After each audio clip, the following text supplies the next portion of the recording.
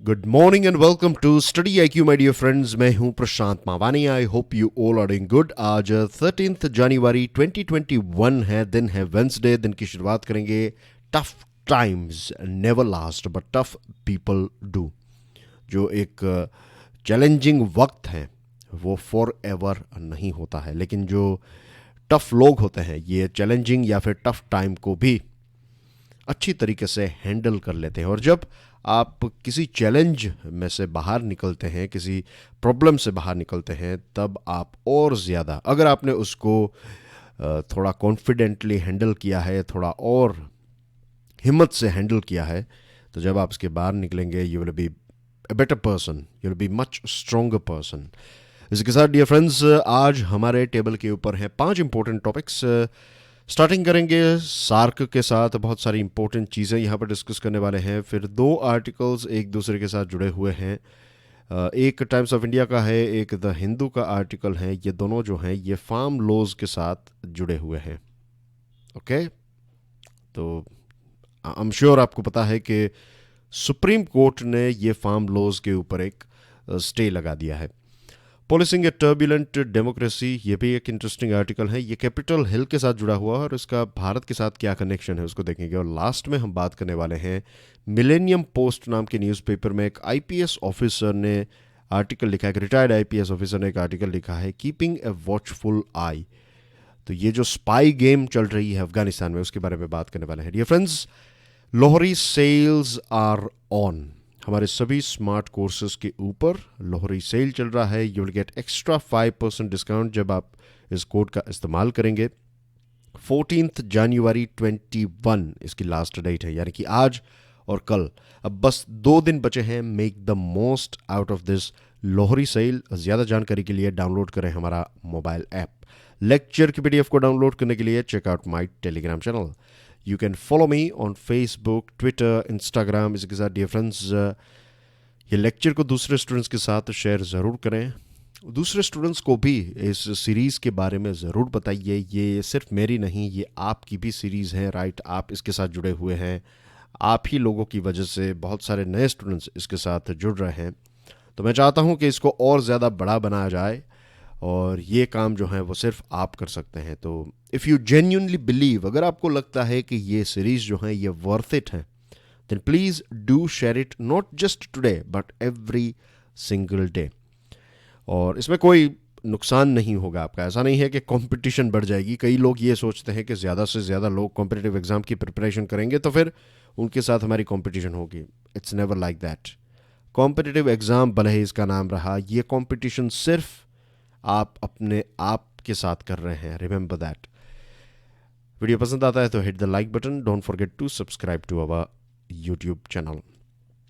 Reclaiming SAARC from the ashes of 2020। SAARC यानी कि South Asian association for regional cooperation, ये है इसका लोगो। और सार्क में है टोटल 8 देश। I am sure regular students आप सार्क के बारे में काफ़ी डिटेल्स जानते हैं, आपको इसके मैप के बारे में पता है, लेकिन फिर भी एक बार क्विकली इसको रिवाइज कर लेते हैं। और नए स्टूडेंट्स के लिए पे अटेंशन, यहाँ पर 8 देश के नाम और उनके कैपिटल सिटी के नाम आपकी स्क्रीन के ऊपर हैं। अफगानिस्तान, पाकिस्तान, इंडिया, नेपाल, भूटान, बांग्लादेश, श्रीलंका और 8वां है मालदीव्स। 8 दिसंबर 1985 को, तो आज से लगभग 35 इयर्स पहले इसकी स्थापना हुई, सार्क की स्थापना हुई। और अगर आप सार्क की वेबसाइट को देखेंगे, सार्क के अबाउट उस पेज मीन्स उस पेज में जाएंगे और देखेंगे, देन यू विल फाइंड के सार्क में जो ऑब्जेक्टिव्स हैं, ऑब्जेक्टिव्स ये हैं कि मिलजुल कर काम करना है, फिर एक दूसरे के अंदर दखल अंदाजी नहीं करेंगे, and you know social, cultural, political, economical development, ये सारी चीज़ें जो हैं वो आपको पढ़ने को मिलेगी। एक इंटरेस्टिंग चीज़ जो मैं चाहता हूँ कि आप इसको समझे वो ये है कि सार्क के जितने भी डिसीजन हैं वो मिलजुल कर लिए जाते हैं। अगर कोई एक भी मेंबर ये कहता है कि ये डिसीजन हमें पसंद नहीं है या फिर मंजूर नहीं है, तो फिर वो डिसीजन जो है वो सार्क ग्रुप नहीं ले पाता। तो सभी की सहमति होनी चाहिए, तभी सार्क डिसीजन ले सकता है। यही चीज़ मीटिंग के ऊपर भी अप्लाई होती है। मीटिंग तब ही हो पाती है जब हर एक देश कहे कि चलो इस तारीख को मिल लेते हैं। Now the thing is, Bharat और पाकिस्तान के बीच में जो इश्यू है, इस इश्यू की वजह से ये पूरा ग्रुप जो है वो डिस्टर्ब हो जाता है। ये दो देशों की लड़ाई जो है इसकी वजह से, या फिर दो देशों के बीच में जो इश्यू चल रहा है ना, इसी चीज़ को अगर आप बांग्लादेश के पॉइंट ऑफ व्यू से, श्रीलंका के पॉइंट ऑफ व्यू से, मालदीव्स, नेपाल, भूटान, अफगानिस्तान के पॉइंट ऑफ व्यू से देखें तो आपको समझ में आ जाएगा कि इन देशों का क्या कसूर। इंडिया और पाकिस्तान के बीच में इश्यू है, लेकिन प्रॉब्लम सभी को झेलनी पड़ रही है as far as this SAARC group is concerned. दूसरे देश जो हैं, दूसरे देश और इंटरनेशनल ग्रुप्स जो हैं वो इस रीजन के देशों को एज ए सार्क नेशन नहीं देखते हैं, वो हमें इंडिविजुअल कंट्रीज के तौर पर देखते हैं, राइट। वो हमें इंडिविजुअली देखते हैं, तो इसका नुकसान भी हमें होता है। एज ए ग्रुप ये सारे देश जो हैं उसके उनके कल्चर, भाषा, खाने पीने की चीज़ें, बहुत सारी चीज़ें हम में कॉमन हैं। हर एक की एक यूनिक आइडेंटिटी भी है, लेकिन हर एक में बहुत सारी चीज़ें कॉमन भी हैं। I'll give you one example. दूसरे एग्जाम्पल्स जो हैं वो बहुत सारे हो सकते हैं, बट एक एग्जाम्पल से आप समझ जाएंगे। ये सारे देश जो हैं, 8 देश, ये पेट्रोल या फिर फ्यूल का उपयोग तो करते ही हैं, राइट। अब हर एक देश जो हैं ये गल्फ देशों के साथ, अब गल्फ देश जो हैं ये लोग पेट्रोल की प्राइस और ये सारी चीज़ें मिलकर तय करते हैं, लेकिन एज ए कस्टमर हम इंडिविजुअली वहां पर जाते हैं और कहते हैं हमें 5 लीटर दे दो, हमें 10 लीटर चाहिए, हमें 20 लीटर चाहिए, एक्सेट्रा। जस्ट इमेजिन कि अगर ये 8 देश मिलकर, अगर सार्क ग्रुप मिलकर एक पेट्रोल या फिर फ्यूल की डील जो है वो गल्फ देशों के साथ करे, तो हमें थोड़ा डिस्काउंट भी मिल सकता है। डिस्काउंट भी मिलेगा, क्रेडिट भी मिलेगी। जो पैसे आप आज पे करने हैं वो शायद आप 1, 2, 3 महीने के बाद पे करें, तो ये पैसों का उपयोग हम कुछ दूसरी चीज़ों में कर सकते हैं, क्योंकि 90 डेज के बाद आपको ये पेमेंट करना है, तो ये सारी फैसिलिटीज़ जो हैं वो हमें नहीं मिल पाती हैं। यूनाइटेड नेशंस में भी हम कुछ चीज़ों के बारे में जब भी डिस्कशन करते हैं तो एज ए ग्रुप यहाँ पर डिस्कशन नहीं होती है, तो ये कुछ नुकसान हमें झेलना पड़ता है because of this issues. Now अभी कुछ टाइम पहले ही 8 दिसंबर 2020 को प्राइम मिनिस्टर नरेंद्र मोदी साहब ने, यानी कि भारत ने क्लियरली बता दिया कि टेररिज्म और बातचीत जो है वो एक साथ नहीं चल सकती। भारत ने पाकिस्तान को ये कहा है कि अगर आप अपने इश्यूज़ को, ये जो टेररिज्म है उनको बंद नहीं करेंगे, तो फिर हम आपके साथ डिस्कशन भी नहीं करेंगे, हम आपके साथ बातचीत नहीं करेंगे, और इसी वजह से सार्क की मीटिंग भी नहीं हो पा रही है। ये लॉजिकल लग रहा है, isn't it? लेकिन प्रश्न तब उठते हैं, एक it's quite puzzling to find के चाइना ने हमारे साथ क्या किया है। चाइना ने भी हमारी ज़मीन जो है वो हड़प ली है, LAC के ऊपर हमारे सोल्जर्स के ऊपर अटैक किया है, फिर बहुत सारी जगहों पर हमारे देश में जो इंसर्जेंसी चल रही है, I am talking about Maoism, ये नक्सलाइट इश्यू जो चल रहा है, तो उसमें भी चाइना का एक रोल है ही। लेकिन फिर भी SCO की मीटिंग में तो हम जाते हैं जहां पर चाइना है। दूसरी चीज़, क्यों भारत सिर्फ सार्क की मीटिंग को पाकिस्तान के साथ अटेंड नहीं कर रहा है? SCO की मीटिंग में तो पाकिस्तान और भारत दोनों होते हैं और वहां पर तो हम जाते भी हैं। चाइना की बात करें तो LAC का इश्यू चल रहा है और एक तरफ हमने रशिया, इंडिया, चाइना की ट्राइलेटरल मीटिंग भी की। G20 में भी चाइना है, तब भी हम वहाँ पर जाते हैं और बातचीत करते हैं, और दूसरे भी ऐसे प्लेटफॉर्म्स हैं जहाँ पर चाइना ऑलरेडी है और हम जा भी रहे हैं। तो पाकिस्तान के साथ कंपेयर करें तो चाइना हमारा उससे भी बड़ा और ताकतवर दुश्मन है, तो उनके साथ हम बातचीत कर रहे हैं लेकिन पाकिस्तान के साथ बातचीत नहीं कर रहे हैं। तो यहाँ पर जो स्ट्रेटजी है वो एक बहुत बड़ा प्रश्न उठाती है कि क्या ये राइट अप्रोच है। एक तरफ हम ये कहते हैं कि टेररिज्म और बातचीत एक साथ नहीं हो सकती, लेकिन हमें पता है कि चाइना का डायरेक्ट सपोर्ट है पाकिस्तान को, तो फिर हमें चाइना के साथ भी यही व्यवहार रखना चाहिए। या तो बातचीत करें तो दोनों के साथ करें, या फिर दोनों के साथ ना करें। आई एम जस्ट सेइंग कि ये एक सोचने वाली बात है। दूसरी चीज़ कि सार्क रीजन की बात करें तो डियर फ्रेंड्स, ये जो सार्क रीजन है इसमें जो पैंडेमिक का एक एक्सपीरियंस हुआ है, ये कंपेयर टू दूसरे रीजन के साथ अगर आप कंपेयर करें तो ये थोड़ा अलग है, थोड़ा यूनिक है। तो इसको भी स्टडी करना इस प्रकार के डिजीज़ के लिए, पैंडेमिक के खिलाफ जो फाइट है उसके लिए बहुत ही इम्पोर्टेंट हो जाता है कि हम ये जो डिज़ीज़ हैं किस प्रकार से यहाँ पर फैला है इस रीजन में, इन सारी चीज़ों को हम स्टडी करें। दूसरी चीज़, पैंडेमिक की वजह से जो नुकसान हुआ है इस रीजन में, कहा जाता है कि ये जो हमारे माइग्रेंट लेबर हैं और एक्सपाट्रिएट्स हैं जो बाहर काम करते हैं साउथ एशियन कंट्रीज़ के, तो लगभग 22% जितनी जॉब्स उनकी, मीन्स 22% लोगों की जॉब्स चली गई हैं। 10.77 मिलियन जॉब्स जो हैं वो चली जाएगी। और टूरिज़्म सेक्टर की बात करें तो $52.32 बिलियन का नुकसान होगा टूरिज़्म सेक्टर को जीडीपी में, because of tourism sector will be going like Maldives, Sri Lanka, Bhutan, right, ये सारे देश जो हैं, नेपाल भी, ये सारे देश टूरिज़्म में बहुत सारे पैसे कमाते हैं। तो इस रीजन को काफ़ी नुकसान भी हुआ है। तो गल्फ़ रीजन में और दूसरे रीजन में नेगोशिएशन में अगर एज अ सार्क ग्रुप अगर 8 देश मिलकर नेगोशिएट करें तो अच्छी डील हम पा सकते हैं। ये भी कहा जाता है कि चाइना के खिलाफ अगर हमें एक फ़ाइट देनी है, और सिर्फ चाइना नहीं, दुनिया भर में जो रीजनलिज्म हमें देखने को मिल रहा है और D globalisation I would say, या फिर हाइपर नेशनलिज्म, जो कि हमारा देश सबसे पहले, हम किसी और के साथ व्यापार, दूसरे लोग यहाँ पर टूरिस्ट के तौर पर आ सकते हैं लेकिन यहाँ पर सेटल नहीं होने देंगे। ये जो ट्रम्प साहब की जो विचारधारा थी, America first, making America great again and things like that, तो ये सारी चीज़ें दुनिया के अलग अलग देशों में भी स्प्रेड हुई हैं। तो ऐसी चीज़ें जब हो रही हैं तो ऐसे टाइम पर रीजनल इनिशिएटिव, आपका एक रीजन जो है वहाँ पर आप व्यापार कर रहे हैं, चीज़ें सामान एक दूसरे के साथ, पूरी एक सप्लाई चेन यहाँ पर आपने क्रिएट की है, तो this is going to be beneficial for you. और दूसरे देश जो हैं, दूसरे रीजन में ये सारी चीज़ें चल रही हैं। यूएसए, मैक्सिको, कनाडा के बीच में एक एग्रीमेंट है, USMCA।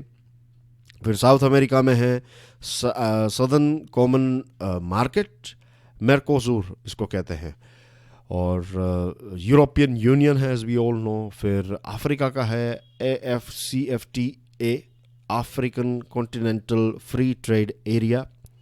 गल्फ़ कोऑपरेशन काउंसिल है जिसके बारे में हमने कई बार बातचीत की है। बताइए, गल्फ़ कोऑपरेशन काउंसिल में कौन कौन से देश शामिल हैं? Stick your answer in the comment section. एक और चीज़ तो मैं आपको बताना ही भूल गया, let me take a pause here. Day before yesterday मैंने आपको एक रिसर्च वर्क दिया था, राइट? ये जो देश है चिली, अर्जेंटीना और बोलीविया के साथ जुड़ा हुआ एक R&D करने के लिए मैंने आपको कहा था। And I am so surprised, awestruck, I am so happy as well कि बहुत सारे स्टूडेंट्स ने क्या क्या इंटरेस्टिंग चीज़ें शेयर की हैं। कोई लैंडलॉक कंट्री के बारे में बात कर रहा है, किसी ने जो ओशियन करंट है उसका मेंशन किया है। तो देखिए, दिस इज़ इटसेल्फ, ये एक एग्जाम्पल है। ऐसे प्रश्न जो हैं उसके ऊपर रिसर्च करने में मज़ा भी आता है, राइट? आप कुछ नई चीज़ ढूंढते हैं तो उसका मज़ा है। दूसरी चीज़, जब आप खुद ढूंढते हैं तो वो चीज़ आपको ज़्यादा याद रहती है। और जब आप एक दूसरे के साथ चीज़ें शेयर करते हैं तो हर एक की नॉलेज जो है वो इम्प्रूव होती है। तो एक लंबे टाइम के बाद मैंने देखा कि कमेंट सेक्शन जो है उसका एक बहुत ही प्रोडक्टिव इस्तेमाल किया गया। जो बड़ी बड़ी यूनिवर्सिटीज़ हैं, जो बड़े बड़े ब्रांड्स हैं, नाम आपने सुने हैं, वहाँ पर यही चीज़ होती है। लेकिन आप इतना ज़्यादा विश्वास नहीं करेंगे, क्योंकि जब हम किसी चीज़ को फ्रीली अवेलेबल होती हैं तो we don't really appreciate those thing. अगर उसे यूनिवर्सिटी में जाने के लिए एक एग्जामिनेशन देनी है, कंपटीशन फेस करनी है, बड़ी फ़ी पे करनी है, और उसके बाद वो एनवायरनमेंट मिलेगा, देन वी अप्रिशिएट कि वाओ, यहाँ पर तो बहुत ही इंटरेक्टिव एनवायरनमेंट है, हम सब एक दूसरे से बहुत सारी चीज़ें सीखते हैं। लेकिन you can do the same thing here as well in the comment section. I am just saying. Anyway, thank you very much for being active participant in comment section. I think अब 15 minute जितना वक्त हो गया है हमने इस topic के ऊपर डिस्कस, लेकिन क्या करें, इंटरेस्टिंग पॉइंट्स हैं। RCEP भी एक नया ग्रुप है, एज वी ऑल नो, और भारत को अगर चाइना को रोकना है तो भी ये साउथ एशियन देश जो हैं वो हमारी मदद कर सकते हैं। चाइना ने एक हेल्थ सिल्क रोड इनिशिएटिव भी लॉन्च किया है। दवाइयाँ, PP किट्स और दूसरी सारी चीज़ें जो हैं वो साउथ एशियन देशों में सेंड कर रहा है। और वो वक्त भी दूर नहीं है कि सार्क की मीटिंग ही China attend, means China observer country है सार्क का, लेकिन ऐसा हो सकता है कि चाइना ही सार्क बना ले एक नया, जिसमें 2 देश नहीं होंगे, एक तो भारत नहीं होगा और भूटान नहीं होगा, बाकी के सारे देशों को लेकर सार्क खुद इस रीजन का एक ग्रुप बना लेगा। क्योंकि ये सारे देशों के साथ, मीन्स ये बाकी के देश जो हैं वो सभी BRI के साथ तो जुड़े हुए हैं। बांग्लादेश, मालदीव्स, श्रीलंका, ये 2 देशों को छोड़कर सभी जो 6 देश हैं ये BRI के साथ जुड़े हुए हैं, बेल्ट एंड रोड इनिशिएटिव के साथ जुड़े हुए हैं। तो इसको अगर हमने एक्टिवेट नहीं किया, इसका सदुपयोग नहीं किया, तो चाइना इसका सदुपयोग कर लेगा अपने हित के लिए, और ये हमारे लिए एक बहुत बड़ा नुकसान होगा। Moving on to next topic, ये फार्म लॉज के साथ जुड़ा हुआ एक बहुत ही इंटरेस्टिंग डिस्कशन हम करने वाले हैं। इम्पोजिंग ए कॉम्प्रोमाइज। अब सुप्रीम कोर्ट ने एक ऑर्डर पास किया। सुप्रीम कोर्ट ने ये जो 3 फार्म लॉज हैं को होल्ड पर लगा दिया है। पॉज बटन जो हैं उसके ऊपर सुप्रीम कोर्ट ने क्लिक कर दिया है। सुप्रीम कोर्ट ने यह भी बताया है कि मिनिमम सपोर्ट प्राइस जो हैं वो कंटिन्यू रहनी चाहिए, और किसान की ज़मीन जो है वो कोई हड़प ना ले। तो ये कुछ चीज़ें सुप्रीम कोर्ट ने बताई हैं, राइट। तो ये सुप्रीम कोर्ट का स्टेप नंबर A है, या फिर स्टेप A। स्टेप B जो है, सुप्रीम कोर्ट ने एक 4 मेंबर की कमेटी भी बनाई है। अब ये 4 मेंबर की कमेटी के बारे में सुप्रीम कोर्ट ने ये बताया है कि ये किसानों के साथ डिस्कशन करेगी। किसानों के जो भी इश्यूज़ हैं, ग्रीवियंसेस हैं, वो इस कमेटी के साथ वो डिस्कस कर सकते हैं। इरादा सुप्रीम कोर्ट का गलत नहीं है। Let me tell you one more time कि सुप्रीम कोर्ट का जो इंटेंशन है, सुप्रीम कोर्ट का जो इरादा है, वो गलत नहीं है। लेकिन संयुक्त किसान मोर्चा ने इस पैनल के साथ डिस्कशन करने से मना कर दिया है। इस ग्रुप ने ये कहा है कि ये एक प्रकार की चाल है, ऐसा इस ग्रुप का मानना है। नाउ द थिंग इज, सबसे बड़ा प्रश्न जो है वो ये है डियर फ्रेंड्स, कि भले ही आपका इंटेंशन गलत ना हो, लेकिन अगर आपने जो रास्ता अपनाया है वो गलत है, या फिर वो आपकी रिस्पॉन्सिबिलिटी या फिर आपकी अथॉरिटी का पार्ट नहीं है, तो क्या आपको ये करना चाहिए? कोर्ट का क्या रोल है? कोर्ट का रोल ये है कि अगर कोई कानून गलत कानून है, अगर वो कानून इलीगल है, अगर वो कॉन्स्टिट्यूशन के विरोध में है, तो फिर उस कानून को रिजेक्ट कर देना सुप्रीम कोर्ट के पावर में है। Supreme court judicial orders pass कर सकती है, लेकिन कानून बनाने का काम किसका है? सरकार का है, पार्लियामेंट का है, राइट। अब पार्लियामेंट ने एक कानून बनाया, आई डू अंडरस्टैंड, मैंने ही कहा है कि गवर्नमेंट ने इसको बहुत ही स्पीडीली पास कर दिया, that is the main problem, we all know. लेकिन कानून किसने बनाया? भारत की सरकार ने, पार्लियामेंट ने।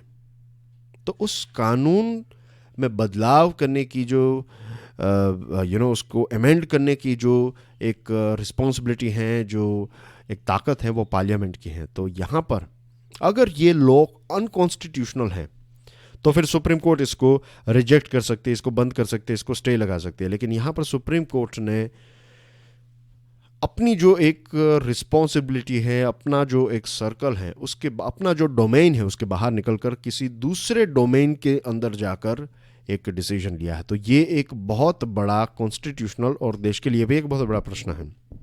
फिर सुप्रीम कोर्ट ने ये 4 लोगों को जो चुना है, तो इनको कैसे और क्यों चुना गया, इसके बारे में कोई क्लैरिटी नहीं है। दूसरी चीज़ कि इसमें से कुछ मेंबर्स के बारे में यह भी कहा जाता है कि इन्होंने ऑलरेडी बता दिया था कि उनका व्यू क्या था, ट्विटर या फिर अलग अलग प्लेटफॉर्म के माध्यम से। ये जो एक्सपर्ट्स हैं उन्होंने ऑलरेडी बता दिया है। कुछ एक्सपर्ट्स जो हैं उनका सपोर्ट है इस फार्म लॉज को, तो उनका रिकमेंडेशन क्या होगा वो भी हम समझ सकते हैं, राइट। दूसरी जो चीज़ कि ये जो रिकमेंडेशंस हैं ये कोर्ट को दिए जाएंगे। अब एक तरफ आपकी पार्लियामेंट है, एक तरफ पार्लियामेंट में इलेक्टेड मेंबर्स हैं, ये सारी चीज़ हैं, दूसरी तरफ 4 लोग मिलकर एक कमेटी बनाई और ये जो कमेटी है 4 लोगों की, वो जो सुप्रीम कोर्ट को सलाह देगी, सुप्रीम कोर्ट क्या उसको मानेगा? और अगर सुप्रीम कोर्ट कहता है पार्लियामेंट को कि आप ये जो कमेटी के व्यू हैं उसके साथ, तो फिर ये 4 लोग ही सबसे सुप्रीम हो गए कि पार्लियामेंट एक तरफ रह गई, 4 लोगों ने मिलकर जो कहा और उस हिसाब से पार्लियामेंट को एडजस्ट करना पड़ता है।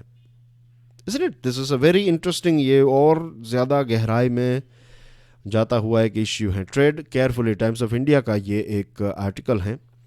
सुप्रीम कोर्ट्स नोबल इंटेंट, कि सुप्रीम कोर्ट का इरादा गलत नहीं है, can not detract from the constitutional scheme of separation of power. हमारे देश में सेपरेशन ऑफ पावर है, सबसे ऊपर है कॉन्स्टिट्यूशन, उसके नीचे बाकी के पिलर्स आप कह सकते हैं, एक है जुडिशरी, एक है एग्जीक्यूटिव, एक है लेजिस्लेटिव, राइट। तो सभी के पावर्स जो हैं वो डिस्ट्रीब्यूट किए गए हैं, सभी को पता है उनकी लिमिट्स क्या है, क्या चीज़ें की जा सकती है। तो कल ऐसा भी हो सकता है ना कि किसी ने मर्डर किया, किसी ने कुछ मर्डर किया या नहीं किया, तो वो चीज़ पार्लियामेंट तय कर ले, तो वो क्या एक्सेप्टेबल होगा? ऑफ कोर्स नहीं होगा, क्योंकि ये कोर्ट का मामला है। In the same way law banana, law में अमेंडमेंट करना, ये सारी चीज़ें जो हैं वो पार्लियामेंट का लेजिस्लेटिव के डोमेन में आता है। अगर किसी लॉ को इंटरप्रेट करना है तो वो कानून, ये कोर्ट का काम है, लेकिन लॉ बनाने का काम जो है और उसको इम्प्लीमेंट कराने का काम जो है, इम्प्लीमेंट एग्जीक्यूटिव्स कराते हैं, बनाने का काम लेजिस्लेशन करता है, right. Suspending laws passed by parliament requires invoking legal and constitutional principles, जो मैंने अभी आपको बताया कि अगर इन कॉन्स्टिट्यूशनल के विरोध में होता तो अलग बात थी। एक और प्रॉब्लम जो फ्यूचर में हो सकता है वो ये है कि सरकार ने कोई लॉ बनाया, कोई कानून बनाया, कुछ ग्रुप को ये कानून पसंद नहीं आया और फिर वो प्रोटेस्ट करेंगे, धरना करेंगे, सारी चीज़ें करेंगे और फिर कोर्ट जो है वो इंटरवीन करेगी और कोर्ट ने लेट्स से कि बता दिया सरकार को कि ये लॉज रिजेक्टेड है, डिलीट कर दीजिए इसको, तो क्या होगा?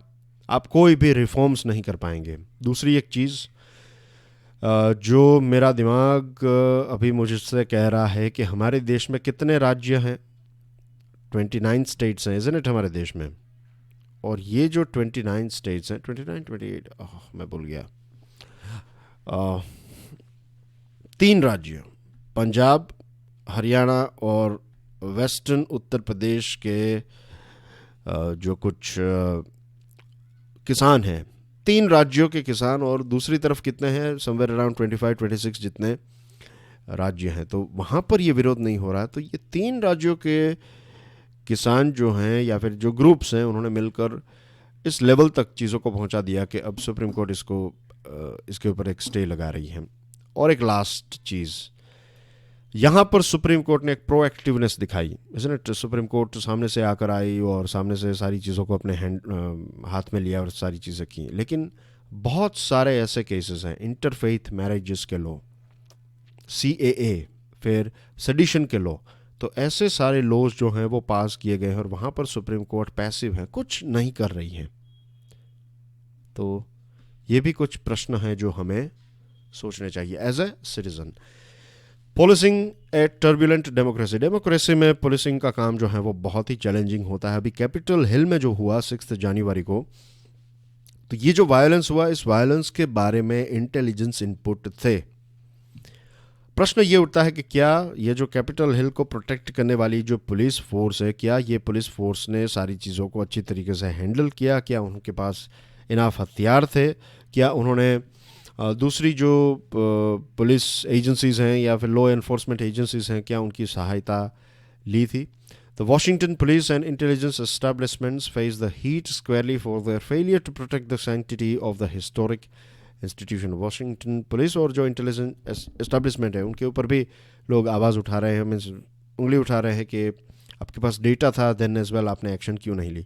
भारत में ऐसी चीज़ शायद नहीं होती, क्योंकि भारत में 1 किलोमीटर के आसपास ही लोगों को आने नहीं दिया जाता। इस प्रकार की बिल्डिंग्स जो होती हैं तो उसके लगभग एक बहुत बड़ा एरिया जो है उसको क्लीन रखा जाता है।